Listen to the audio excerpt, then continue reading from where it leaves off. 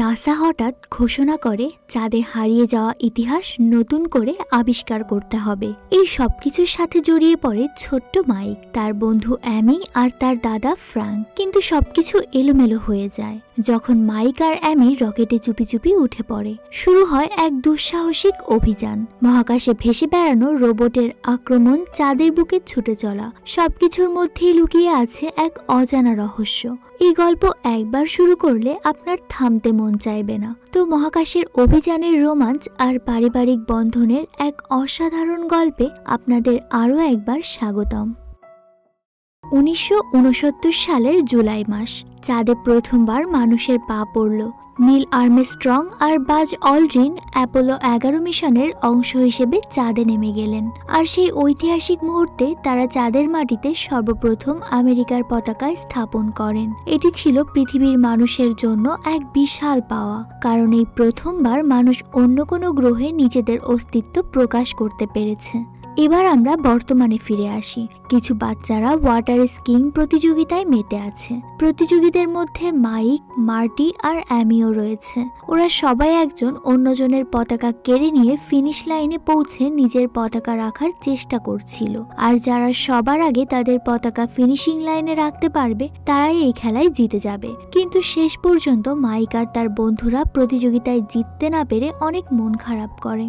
খেলা শেষে মাইকের মা তাকে নিতে আসে। আসলে আজকে ছিল মাইকের বাবার জন্মদিন, তাই দুজনে মিলে মাইকের বাবা স্কটের জন্য একটা পার্টির প্ল্যান করে। স্কট ছিলেন নাসার একজন অ্যাস্ট্রোনট। পার্টিতে যাওয়ার আগে ওরা মাইকের দাদার বাড়িতে আসে তাকে দাওয়াত দিতে। মাইকের দাদাও একজন অবসরপ্রাপ্ত অ্যাস্ট্রোনট, কিন্তু মাইকের মা এখানে আসার আগেই তার দাদাকে পার্টিতে না আসার জন্য রাজি করিয়ে ফেলেছে, কারণ মাইকের বাবা আর তার দাদার মধ্যে সম্পর্ক ভালো নয়। কিন্তু এটা শুনে মাইক মন খারাপ করে, কারণ সে কোনোদিন তার দাদার সঙ্গে দেখা করেনি। কিন্তু মাইকের মা তাকে কথা দেয় যে সে একদিন তাদের পরিবারকে আবার আগের মতো একসঙ্গে করে ফেলবেন। এরপরে তারা একটা রেস্টুরেন্টে যায় স্কটের জন্মদিন পালন করতে। রেস্টুরেন্টে থাকা অবস্থায় টিভিতে একটা অনুষ্ঠানে কার্সন নামের একজন ব্যবসায়ীর সাক্ষাৎকার দেখানো হচ্ছিল। কার্সন তার বাবার স্বপ্নের কথা বলছিলেন। তার বাবার স্বপ্ন ছিল নিজের রকেট নিয়ে চাঁদে যাওয়ার, কিন্তু নাসা সেই স্বপ্নকে সাপোর্ট করেনি। হঠাৎ করেই কার্সন একটি অদ্ভুত দাবি করে বসে। সে বলে যে প্রথমবার নাসা যখন চাঁদে গিয়েছিল সেটা আসলে একটা মিথ্যা ছিল, আর চাঁদে নামার ভিডিওটা নাকি একটা স্টুডিওতে শুট করা হয়েছিল। এছাড়া কার্সন আরো বলে যে সে নিজে চাঁদে যাবে এবং প্রমাণ করবে যে চাঁদে আমেরিকার পতাকা নেই। কার্সনের এই দাবি অনেক মানুষ বিশ্বাস করতে শুরু করে এবং তারা প্রেসিডেন্টের কাছে অভিযোগ জানায়। প্রেসিডেন্ট এতে চিন্তায় পড়ে যায় যে যদি কার্সন পতাকা নিয়ে গিয়ে দাবি করে যে সেই প্রথম চাঁদে গিয়েছে, তাহলে তো দেশের সম্মানহানি হবে। তাই তিনি পুলিশকে কার্সনের ব্যাপারে ইনভেস্টিগেশন করার নির্দেশ দেন। পরের দিন মাইক তার পারিবারিক সমস্যাগুলো নিয়ে খুবই হতাশা ফিল করে। সে জানতে পারে যে তার দাদা একসময় নাসার অ্যাস্ট্রোনট ছিল, কিন্তু একদিন হঠাৎ করে সে তার পরিবার ছেড়ে চলে যায় এবং যোগাযোগ বন্ধ করে দেয়। সেই থেকে মাইকের বাবা আর দাদা কেউ কারো সঙ্গে কথা বলেনি, যদিও মাইকের মা সবসময় তাদের একসাথে করার চেষ্টা চালিয়ে যাচ্ছেন, কিন্তু এতে তেমন কোনো লাভ হচ্ছে না। একদিন মাইক তার বন্ধু মার্টি আর অ্যামিকে তার পরিবারের সমস্যার কথা বলে। মাইকের কথা শুনে অ্যামি পরামর্শ দেয় যে মাইক তো নিজেই তার বাবা আর দাদাকে একসাথে করার চেষ্টা করতে পারে। এর কিছুক্ষণ পরেই স্কট মাইকের বাড়িতে আসে আর একটা খুশির খবর জানায়। স্কট বলে, আমরা আবার চাঁদে যাচ্ছি আর এই মিশনের কমান্ডার হিসেবে আমাকে দায়িত্ব দেওয়া হয়েছে, আর এই সুযোগে আমি অভিজ্ঞ অ্যাস্ট্রোনটদের সাথে রকেটে ওঠার সুযোগ পাবো। এ খবর শুনেই মাইক তাড়াহুড়ো করে তার দাদা ফ্রাঙ্কের সঙ্গে দেখা করতে যায়। মাইকের দাদা এখন একটা অবসরপ্রাপ্ত অ্যাস্ট্রোনটদের আশ্রমে থাকেন। সেখানে যাওয়ার সময় মাঝপথেই মার্টি আর অ্যামি মাইকের সঙ্গে যোগ দেয়। মার্টি তার সঙ্গে আনে তার পোষা টিকটিকি, যার নাম আইগর। মজার ব্যাপার হলো আইগরের শরীরে ছোট ছোট অনেক ধরনের স্মার্ট গ্যাজেট লাগানো ছিল, আর এই গ্যাজেটগুলোর সাহায্যে তারা সবাই গার্ডদের চোখ ফাঁকি দিয়ে আশ্রমে ঢুকে পড়ে। আইগর সবার সাথে গিয়ে বিল্ডিংটা পরীক্ষা করে দেখে। সে তার পিঠে থাকা ক্যামেরা দিয়ে সবাইকে দেখাচ্ছিল যে গার্ডরা কে কোথায় আছে। এরপর মাইক আর অ্যামি তার দেখানো পথে বিল্ডিং এ ঢুকে পড়ে, কিন্তু অ্যামি গার্ডদের কাছে ধরা পড়ে যায়। সে চালাকি করে তাদেরকে তার কথায় ব্যস্ত রাখে যাতে মাইক ধরা না পড়ে। তারপর গার্ড অ্যামিকে নিয়ে গেলে মাইক তখন ফ্রাঙ্কের রুম খুঁজে বের করে। রুমে ঢুকতেই মাইকের সামনে তার দাদার পুরনো দিনের অনেক ছবি চোখে পড়ে। হঠাৎ ফ্রাঙ্ক সেখানে চলে আসে, আর মাইক এই প্রথম এত কাছ থেকে তার দাদাকে দেখে একটু থমকে যায়, কিন্তু সে কোনো কথা না বলেই তার দাদার হাতে একটা খাম দিয়ে সেখান থেকে দৌড়ে বের হয়ে আসে। আসলে ওই খামের মধ্যে তার দাদার সাথে তার বাবার ছোটবেলার একটা ছবি রাখা ছিল। আর যখন ফ্রাঙ্ক ছবিটা দেখে তার পরিবারের কথা অনেক মনে পড়ে যায়। এদিকে ব্যবসায়ী কার্সন নাসার চাঁদে যাওয়ার মিশনের কথা জানতে পেরেই রেগে যায়, কারণ তার চাঁদে যাওয়ার আসল উদ্দেশ্য কোনো খ্যাতি অর্জন করা না, বরং চাঁদে একটা বিরল জ্বালানি পাওয়া যায়, সেটার নাম হিলিয়াম-3। আর এই জ্বালানি সে পৃথিবীতে বিক্রি করে প্রচুর টাকা ইনকাম করতে চায়। এছাড়াও আরো ভয়ানক পরিকল্পনা আছে তার। সে চায় ভবিষ্যতে এই হিলিয়াম-3 নিয়ে একটা শক্তিশালী অস্ত্র তৈরি করতে, তাহলে সেই পৃথিবীর সব থেকে শক্তিশালী হয়ে উঠবে। পরের দিন মাইক, মার্টি আর অ্যামি নাসাতে আসে অ্যাস্ট্রোনটদের প্রশিক্ষণ দেখতে। আর এখানে সব অবসরপ্রাপ্ত সিনিয়র অ্যাস্ট্রোনটদেরকে আনা হয়েছিল নতুনদের সাথে তাদের অভিজ্ঞতা শেয়ার করতে। আর এই সুযোগটা কাজে লাগিয়ে মাইক বুদ্ধি করে তার বাবার সাথে তার দাদার প্রশিক্ষণের ব্যবস্থা করে দেয়। এরপর কিছু সাংবাদিক তাদের সাক্ষাৎকার নিতে আসে, এবং এর মধ্যে একজন কার্সনের গোপন এজেন্ট ছিল। সে তার হয়ে কাজ করছিল, আর সেই এজেন্ট সাথে সাথেই কার্সনকে জানিয়ে দেয় যে স্কট ফ্রাঙ্কের ছেলে, যে কিনা এবার চাঁদে যাওয়ার মিশনের নেতৃত্ব দেবে। শুনে কার্সন তার এজেন্টকে আদেশ দেয়, যে করেই হোক মিশনটাকে ফেল করে দাও, যাতে তারা চাঁদে পৌঁছাতে না পারে। কিছুক্ষণ পর স্কট রকেট সিমুলেটরে প্রশিক্ষণ শুরু করে। আসলে তারা আসল রকেটে ওঠার আগে এভাবে নিজেদেরকে প্রস্তুত করে নেয়, যাতে করে আসল রকেটে করে মহাকাশে যাওয়ার সময় তাদের কোনো রকম সমস্যা না হয়। আর চোখের সামনে এসব কিছু দেখে মাইক এবং তার বন্ধু মার্টি ও অ্যামি এক্সাইটেড হয়ে ওঠে, এবং তারাও রকেট সিমুলেটরে ফ্লাইং ট্রাই করার জেদ করে বসে। কিন্তু ফ্র্যাঙ্ক কিছুতেই রাজি ছিল না, কারণ তার মনে হচ্ছিল এটা বাচ্চাদের জন্য খুবই রিস্কি। কিন্তু স্কট তখন বলে এটা একদমই নিরাপদ, এতে কোনো সমস্যা হবে না। এরপর স্কট মাইকদের নিয়ে সিমুলেটরে উঠে পড়ে। সিমুলেটরে উঠে মাইক আর তার বন্ধুরা অনেক মজা পাচ্ছিল, কারণ এর আগে কখনো তারা এমন কোনো অভিজ্ঞতা পায়নি। মাইকরা যখন মনের আনন্দে উপরে ঘুরছিল, ঠিক তখনই কার্সনের জন্য কাজ করা সেই সাংবাদিক সিমুলেটরের জ্বালানি ট্যাঙ্কের মুখ খুলে দেয়। আর তাই সিমুলেটরের জ্বালানি দ্রুত শেষ হয়ে যাচ্ছিল, আর তাই সিমুলেটরটা নিয়ন্ত্রণ হারিয়ে নিচের দিকে পড়তে শুরু করে। তখন আর কোনো উপায় না দেখে স্কটকে বাচ্চাদের নিয়ে ইমার্জেন্সি ল্যান্ডিং করতে হয়, আর সিমুলেটরটা নিচে পড়ে ধ্বংস হয়ে যায়। মাইকরা সবাই সুস্থ থাকলেও স্কট তার পায়ে গুরুতর আঘাত পায়। আর চাঁদে যাওয়ার মিশনের এত কাছাকাছি সময়ে তার পায়ে আঘাত লাগায় সে হয়তো আর মিশনে যেতে পারবে না। তাই সে ফ্রাঙ্ককে দোষারোপ করতে শুরু করে যে কেন ঠিকমতো করে সিমুলেটরটা চেক করেনি। আর এই ঘটনা তাদের সম্পর্কটাকে আরো খারাপ করে তোলে। অন্যদিকে কার্সন তখন হিলিয়াম-3 নিয়ে বিপজ্জনক পরীক্ষা চালাচ্ছিল। এই হিলিয়াম-3 আসলে পারমাণবিক শক্তির চেয়েও 20 গুণ শক্তিশালী, এবং অস্ত্র হিসেবে ব্যবহার করলে সেটা ছিল আরো ভয়ানক। কার্সন তার ল্যাবে এটা নিয়ে পরীক্ষা করার জন্য একজন বিজ্ঞানীকে এনেছিল। প্রথমে তিনি এই ছোট ল্যাবে পরীক্ষা করতে চাচ্ছিলেন না, কিন্তু কার্সনের জোরাজুরিতে অবশেষে তাকে রাজি হতেই হয়। বিজ্ঞানী যখন এক্সপেরিমেন্টটা শুরু করেন, তখন এক মুহূর্তের মধ্যেই যেন সবকিছু ওলটপালট হয়ে যায়, আর বিশাল এক বিস্ফোরণে কার্সনের ল্যাব সহ সেই বিজ্ঞানী উড়ে যায়। আর এখান থেকেই বোঝা যায় হিলিয়াম-3 আসলে কতটা বিপজ্জনক একটা জ্বালানি। এদিকে দুর্ঘটনার পর থেকেই স্কট হতাশ হয়ে পড়ে। সে মনে করে যে তার পরিবার অভিশপ্ত, এবং সে কখনোই আর চাঁদে যাওয়ার স্বপ্ন পূরণ করতে পারবে না।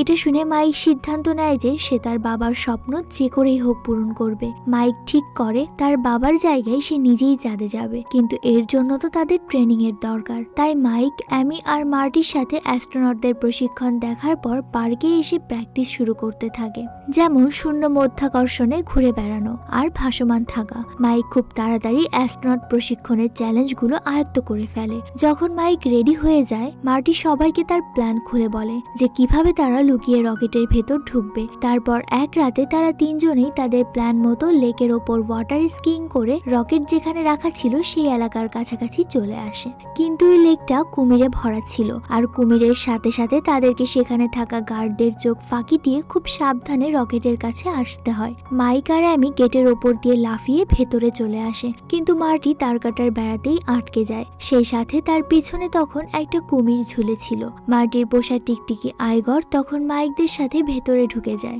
যখন মাইক আর অ্যামি সামনে চলে যায় তখন গার্ডরা এসে মার্টিকে দেখতে পায় আর তাকে সেখান থেকে নামিয়ে অ্যাটাক করে। এদিকে কার্সন তখন চুপিসারে তার চাঁদে যাওয়ার পরিকল্পনা সাজাচ্ছে, আর কেউ সেটা টেরও পায়নি। কিন্তু মাইক আর অ্যামি কৌশলে নাসার রকেটে উঠে পড়ে। দুর্ভাগ্যবশত মার্টি ধরা পড়ে মাইকের বাবা আর দাদুর কাছে। তখন ফ্র্যাঙ্ক বুঝতে পারে যে তার নাতি মাইকও রকেটে রয়েছে। ফ্র্যাঙ্ক রকেট থামানোর চেষ্টা করে, কিন্তু তার আগেই রকেট হঠাৎ করে লঞ্চ হতে শুরু করে, কারণ কার্সন আগে থেকেই রকেটের সেটিংস পাল্টে দিয়েছিল যেন কোনো মানুষ ছাড়াই সেটা উড়ে যায়। আর তাহলে নাসা তার পিছু পিছু চাঁদে আসতে পারবে না, কেউ জানতেও পারবে না কার্সন চাঁদে কি করছে। এদিকে কন্ট্রোল রুমে সবাই আতঙ্কিত হয়ে পড়ে, কারণ ফ্র্যাঙ্ক, মাইক আর অ্যামি সেই রকেটে আটকা পড়ে আছে। মাত্র 10 মিনিটের মধ্যে তাদের উদ্ধার পরিকল্পনা করতে হবে। এদিকে পুলিশ সেই সাংবাদিককে ধরে ফেলে যে কার্সনকে সাহায্য করেছিল, কিন্তু ততক্ষণে অনেক দেরি হয়ে গেছে। প্রেসিডেন্ট জানতে পারেন এই পুরো ষড়যন্ত্রের পেছনে কার্সন রয়েছে এবং পুলিশকে নির্দেশ দেন কার্সনকে অ্যারেস্ট করতে। রকেটে ফ্র্যাঙ্ক, মাইক আর অ্যামি তাদের অ্যাস্ট্রোনট স্যুট পরে নেয় যাতে যে কোনো পরিস্থিতির জন্য তারা রেডি থাকে। ঠিক তখন মার্টির পোষা টিকটিকি আইগর আচমকা অ্যামির হেলমেটের মধ্যে উকি দেয়, আর মার্টি তখন কন্ট্রোল রুমে আইগরকে খুঁজে বেড়াচ্ছিল। দুঃখজনকভাবে কার্সন তখন হেলিয়াম-3 জ্বালানি দিয়ে চলা একটি শক্তিশালী রকেট নিয়ে চাঁদের দিকে রওনা দেয়। তাকে থামানোর জন্য ফ্র্যাঙ্ক আর বাচ্চারা নাসার রকেটটা নিয়ে কার্সনকে ফলো করতে শুরু করে। এদিকে প্রেসিডেন্টও বুঝে গেছেন যে কার্সনের আসল প্ল্যান হলো চাঁদ থেকে হেলিয়াম-3 চুরি করা, আর এটা পৃথিবীর জন্য অনেক বিপজ্জনক হবে। যখন তারা রকেটে চাঁদের দিকে যাচ্ছিল মাইকের মা এটা জানতে পারে এবং সাথে সাথে ফ্র্যাঙ্কের কাছে ফোন করে আর তার ছেলেকে যেভাবেই হোক সুস্থভাবে পৃথিবীতে ফিরিয়ে আনার দায়িত্ব দেন।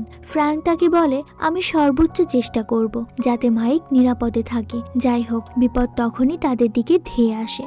কার্সন যখন খেয়াল করে নাসার রকেট তাকে অনুসরণ করছে, সে তার রকেট থেকে কয়েকটা রোবট পাঠায় নাসার রকেট ধ্বংস করতে। এটা দেখে ফ্র্যাঙ্ক বুঝতে পারে যে তাকে দ্রুত কিছু করতে হবে, তা না হলে তাদের সবার জীবন ঝুঁকিতে পড়বে। তিনি রকেটের ভেতর থেকে বের হয়ে রোবটের মোকাবেলা করতে বেরিয়ে পড়েন। মাইক বুঝতে পারে যে তার দাদার বিপদ হতে পারে, তাই সেও আর ভেতরে বসে না থেকে বাইরে আসে তার দাদাকে সাহায্য করতে। তারা একসাথে রোবটগুলোকে ধ্বংস করে দেয়, কিন্তু ফ্র্যাঙ্ক তখন মাইককে বকাবকি করতে থাকেন যে মাইক কেন নির্দেশ ছাড়াই রকেট থেকে বেরিয়ে এসেছে।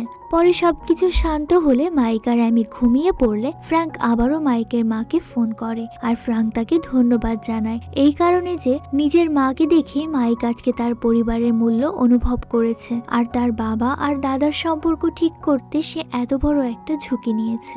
পরের দিন তারা অবশেষে চাঁদের কক্ষপথে পৌঁছায়, কিন্তু তাদের বিপদ যেন এখনো শেষ হয়নি। তাদের রকেট সিস্টেমে হঠাৎ করেই সমস্যা দেখা দেয়, কিন্তু এখন তাদেরকে যে করেই হোক চাঁদে ল্যান্ড করতে হবে। এদিকে নিচে কন্ট্রোল রুম থেকে স্কট তখন সবকিছুই দেখছিল, তাই সে দ্রুত ফ্র্যাঙ্ককে ইমার্জেন্সি মুহূর্তে কি কি করতে হবে সেগুলো বলতে থাকে। আর স্কট আর ফ্র্যাঙ্কের দ্রুত সহযোগিতায় তারা সিস্টেমটাকে আবার ঠিক করে ফেলে এবং নিরাপদে চাঁদের মাটিতে ল্যান্ডিং করতে সফল হয়। আর এই প্রথম কোনো বাচ্চা চাঁদের মাটিতে পা রেখে একটা নতুন ইতিহাস তৈরি করে। পুরো বিশ্ব মুগ্ধ হয়ে তাদের চাঁদের মাটিতে হাঁটতে দেখে, আর এই সবকিছু তখন লাইভ সম্প্রচার করা হচ্ছিল।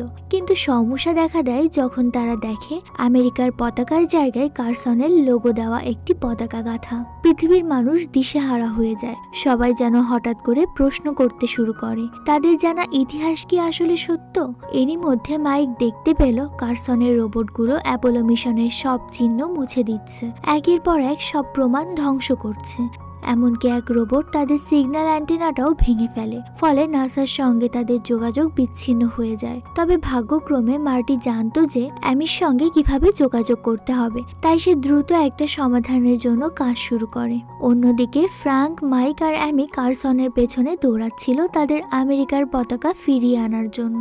অনেক চেষ্টার পর তারা পতাকাটা ফিরে পায়, কিন্তু পালানোর সময় ফ্র্যাঙ্ক হোঁচট খেয়ে পড়ে যায় আর কার্সন তাকে ধরে ফেলে। ফ্র্যাঙ্ক ধরা পড়ায় মাইক আর আর অ্যামি মানসিকভাবে ভেঙে পড়ে। এদিকে মার্টি পুরনো যন্ত্রাংশ দিয়ে নতুন একটা কমিউনিকেশন ডিভাইস বানানোর কাজে লেগে যায়। আর মাইক আর অ্যামি প্ল্যান করতে শুরু করে তারা কার্সনকে কিভাবে থামাবে। প্ল্যান করার সময় অ্যামি মাইককে সান্ত্বনা দেওয়ার চেষ্টা করে, কারণ ফ্রাঙ্ক ধরা পড়ায় মাইক খুবই ভেঙে পড়েছিল। তখনই কার্সন একটা রোবট পাঠিয়ে মাইকদের একটা প্রস্তাব দেয়। সে বলে যদি তারা পতাকাটা তাকে দিয়ে দেয় তাহলে সে ফ্রাঙ্ককে ছেড়ে দেবে। পরিস্থিতি খারাপ দেখে মাইক রাজি হয়ে যায়। অন্যদিকে মার্টি তার ডিভাইস বানানো শেষ করে। কিছুক্ষণ পর অ্যামি তার ফোনে হঠাৎ অনেকগুলো মেসেজ দেখতে পায়। বুঝতে পারে মার্টি সফলভাবে আইগরের সেন্সর থেকে সিগন্যাল ধরতে পেরেছে। সেই সিগন্যাল অনুসরণ করে তারা কার্সনের ঘাঁটিতে পৌঁছায়। সেখানে তারা দেখে কার্সন বিপুল পরিমাণ হিলিয়াম-3 জ্বালানি সংগ্রহ করে রেখেছে। অবশেষে তারা কার্সনের প্রস্তাব মেনে নেয়,